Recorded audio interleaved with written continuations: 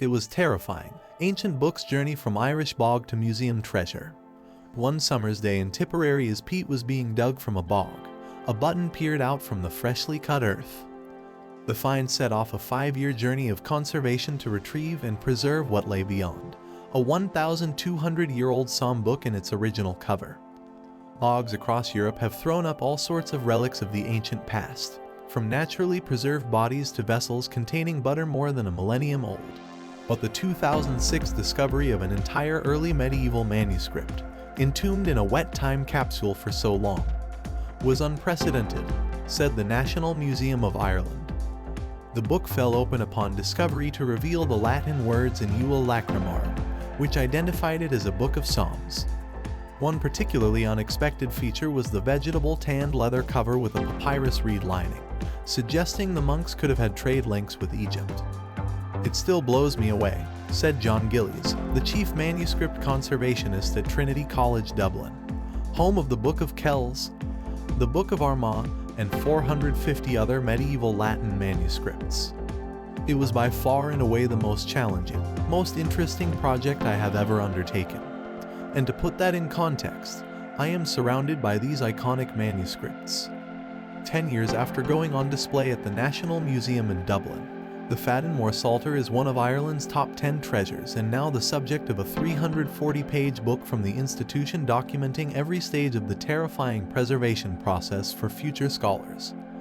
The fact that such a fragile organic object survived for a millennium in wet conditions, the fact that it was noticed, and the fact that a full bifolio survived and allowed Gillies to ascertain the codicological details of the Psalter are all very much against the odds, said Maeve Sikora, a keeper of Irish antiquities at the National Museum who supported Gillies with the work. The process of stabilizing the book outside the bog, drying it and then unpicking and unfolding pages where possible was painstaking. Archaeologists placed the conglomeration of squashed pages, leather and turf in a walk-in cold store in the museum at 4 degrees Celsius. But there was no manual in the world to guide Gillies on how to go about the task.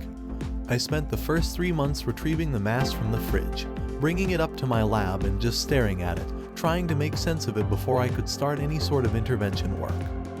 Because once you disturb it, you are in effect losing evidence," Gillies said. Although the bog was responsible for its really poor condition, it was also responsible for locking it in its original condition. Initial examination was limited in order to mitigate further trauma. CT scans and X-rays to find 3D structures were excluded owing to concerns that they could accelerate the degradation. After trying sophisticated versions of freeze drying, vacuum sealing, and drying with blotting paper, Gillies settled on a deutering method using a vacuum chamber installed in the museum lab for 4 years to minimize shrinkage and decay. It would take 2 years before all the folio fragments were in a dry and stable state before the daunting task of dismantling could begin. A process chronicled in the book out later this month, The Fadden Psalter, the discovery and conservation of a medieval treasure. "It was absolutely terrifying," Gillies said of the responsibility he felt. "I heard from someone in the British Museum that there was a picture of the Mass on the walls in a staff area there with the words, 'If you think you have a bad day ahead.' You had this nerve-wracking scenario of disturbing this material, which meant losing evidence, when the whole point was trying to gain as much information as possible. Many of the spaces between the iron gall letters had dissolved into the bog, leaving an alphabet soup of several thousand standalone letters. It would take months after the drying process to piece them all together, in sequence on the right pages.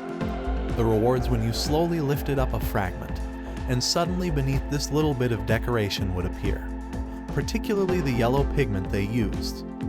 It would kind of shine back at you," Gillies said, "and you'd go, 'Wow, I am the first person to see this in 1,200 years.' So that kind of privilege made all the sleepless nights and racking of the brain worthwhile. It was the purest conservation I've ever carried out. There is no repair, I've attached nothing new. All I've done is captured and stabilized,